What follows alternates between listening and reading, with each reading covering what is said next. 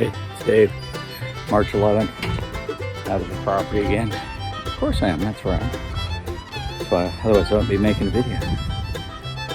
It is a vlog after all. So, you know, things never work out like you want. So let me show you what's going on and what we got to work on first. Today was supposed to be the day I start cutting on the new food plot up in the back half of the property.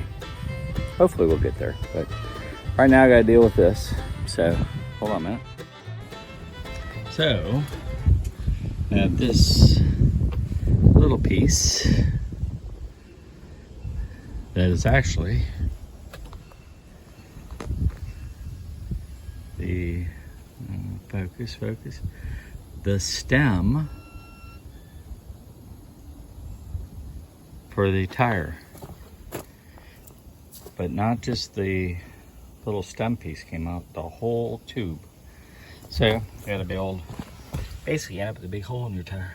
So I do have one extra tire. Remember, I replaced both rear, and one of them was in good shape when, well, good shape relative, held air. It was holding air when we changed them. So I'm gonna swap them out. I contemplated trying to glue this back in, but the only glue I have is a Gorilla Glue, which expands 4 times. I think it would just block the air hole, so I didn't do that. All right, I'm gonna get a jack set up and get going on this change. Dave out. Well, as fate would have it, when I stuck that back in there, it seems to be holding air a little bit. Look at all these cracks there. I mean, it's definitely old.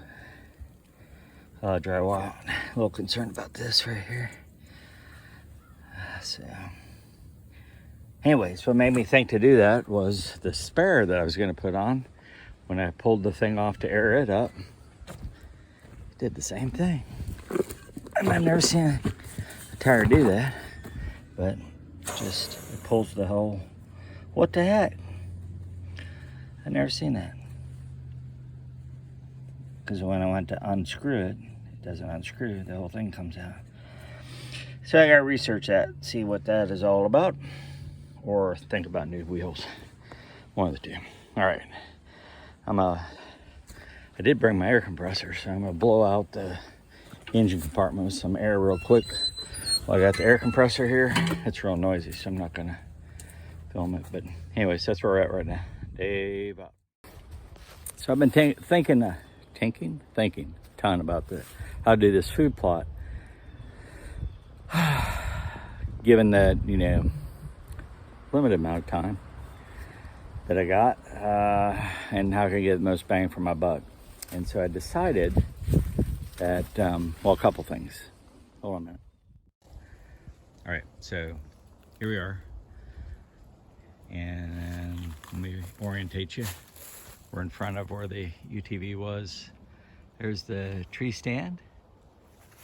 And then right there's the pine tree that I used the climber on, shoot the last deer of the season. And then right behind it, all that's Pinelands. That's what I call the Pinelands. You can see all the pine. And the base is nothing but pine needles. It's perfect for deer.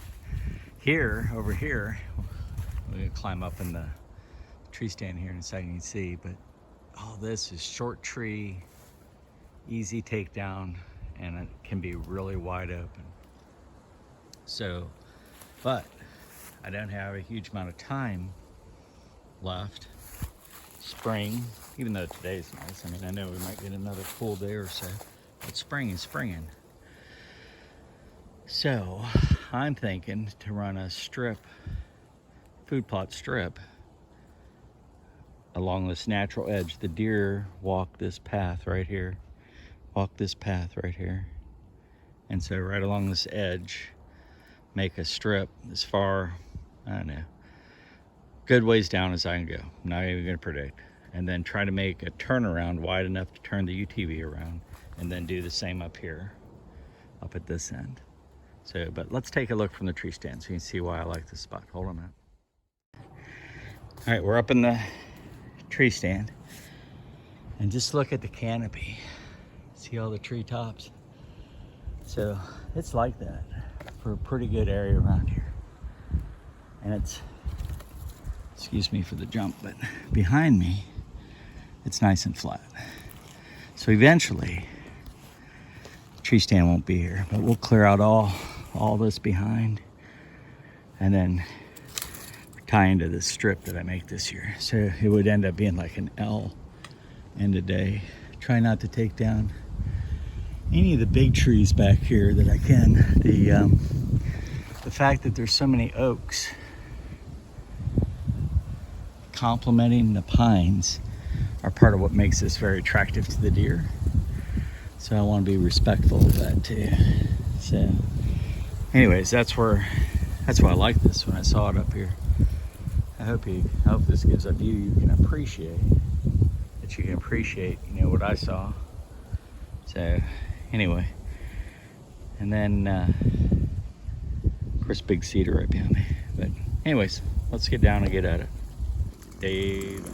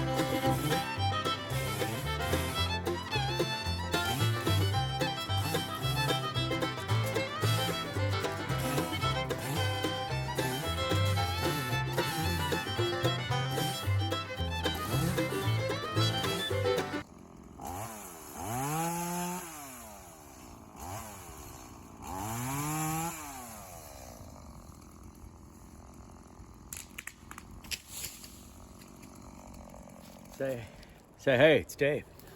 So we got a bit done, and gonna work a little bit more, see how much more we get done. The couple things I want to cover. One is I'll show you where I put my trash here in a minute, trash pile. But I spent a lot of time thinking about it. I probably overthink stuff like that, but I want to make sure I didn't interfere with some well-established natural flows. So like no water, no animal or wildlife flow. And so I chose a place that I did, and hopefully that works out.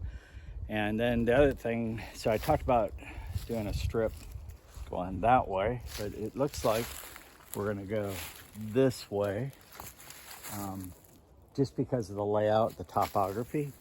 And so as you get into things like this, you have to be able to adjust a little bit. So brings me to the other point I want to make is, so decision where to put a food plot isn't haphazard. At least it's not for me. Maybe it is for some people.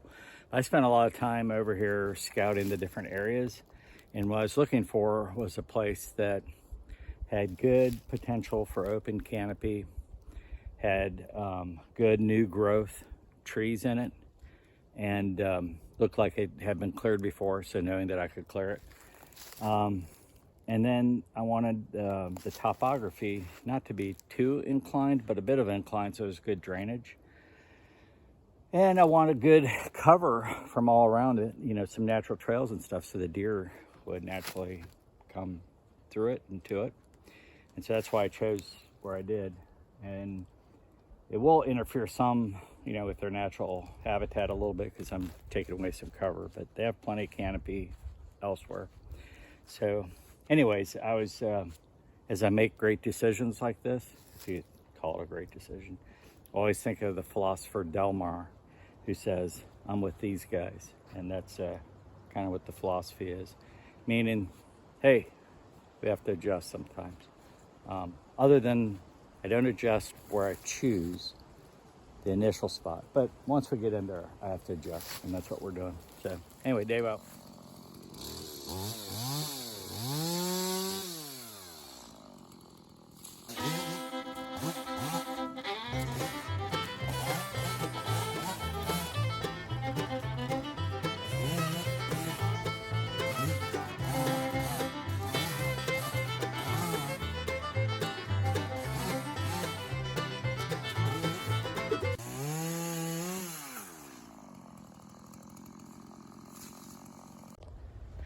there you go. That's day one. Pretty good start. Pretty good start. We'll go looping around through that opening right there, and then into those pine over there. That would be the other part of it. So it'll be a path through, then over in that flat where the pines are. So good start. We'll see how far we get this year. Now for the real test. Can I turn the UTV around? So I'm gonna put you down and you can watch and see. Hold on a minute.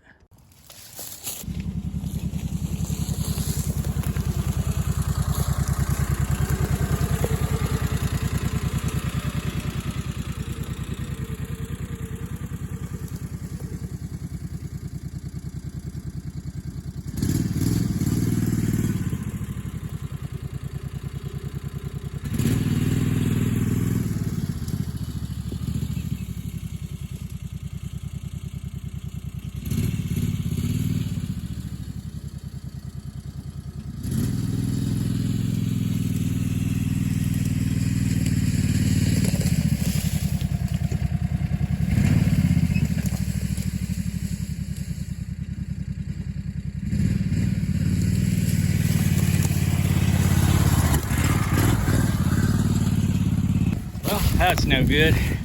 Sorry about the whip around. I'm close. Not quite there.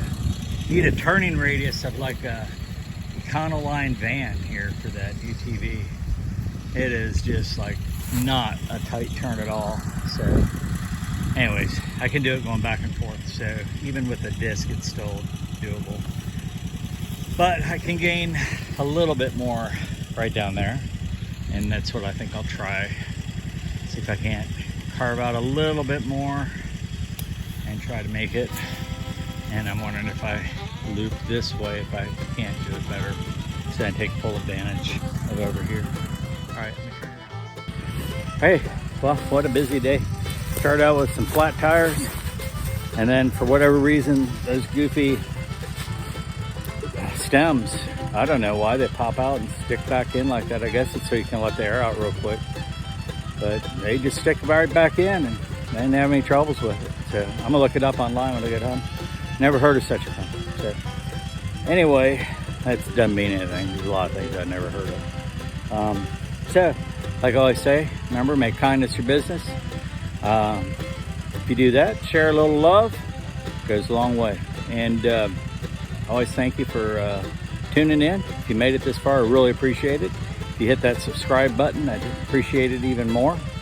And I really do appreciate you coming along and seeing these transformations out here on the property. So, all right, Dave out.